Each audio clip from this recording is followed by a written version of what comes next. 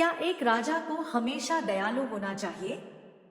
क्या ईमानदारी से हमेशा सत्ता बचाई जा सकती है? और क्या कभी कभी देश को बचाने के लिए कठोर फैसले लेना जरूरी होता है? आज हम बात करेंगे उस इंसान की जिसे इतिहास का सबसे विवादित राजनीतिक विचारक कहा जाता है, निकोलो मैकियावेली। कुछ लोग उन्हें शैतान का शिक्षक कहते हैं, तो कुछ उन्हें आधुनिक राजनीति का जनक मानते हैं। आखिर उन्होंने ऐसा क्या लिखा था कि 500 साल बाद भी पूरी दुनिया उनकी किताब पढ़ती है? आइए जानते हैं। अध्याय 1, बचपन और शुरुआत। 045-2-00। 3 मई 1469 को इटली के फ्लोरेंस शहर में निकोलो मैकियावेली का जन्म हुआ। उनका परिवार बहुत अमीर नहीं था, लेकिन शिक्षा को महत्व देता था। बचपन से ही उन्हें इतिहास, युद्ध और राजनीति पढ़ने का शौक था। जब वे बड़े हुए तब फ्लोरेंस यूरोप का सबसे शक्तिशाली सांस्कृतिक और राजनीतिक केंद्र बन चुका था। 29 साल की उम्र में उन्हें फ्लोरेंस सरकार में एक महत्वपूर्ण पद मिला। यहीं से उनकी असली राजनीतिक यात्रा शुरू हुई।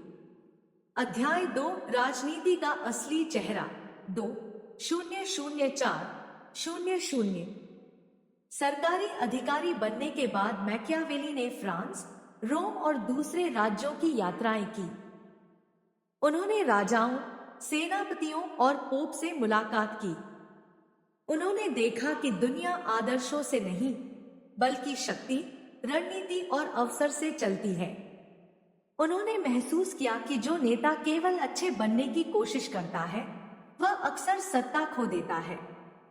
लेकिन जो नेता सही समय पर सही निर्णय लेता है, वही लंबे समय तक शासन करता है। अध्याय 3, जेल और सबसे महान किताब। 4-006-00। 1512 में फ्लोरेंस की सरकार बदल गई। मैकियावेली को गिरफ्तार किया गया, उन्हें यातनाएं दी गई और नौकरी से निकाल दिया गया। रिहा होने के बाद वे गांव में रहने लगे। इसी कठिन समय में उन्होंने अपनी सबसे प्रसिद्ध किताब द प्रिंस लिखी। यह किताब किसी कहानी की तरह नहीं, बल्कि एक शासक के लिए मार्गदर्शिका थी। उन्होंने बताया कि सत्ता कैसे हासिल की जाए और कैसे बचाई जाए। अध्याय 4, द प्रिंस की सबसे बड़ी सीख। 6-008-30। पहली सीख, अगर प्रेम और डर दोनों संभव न हो, तो ऐसा नेतृत्व अधिक सुरक्षित माना जाता है जिसमें लोग नियमों का पालन करें। लेकिन जनता की नफरत कभी नहीं कमानी चाहिए।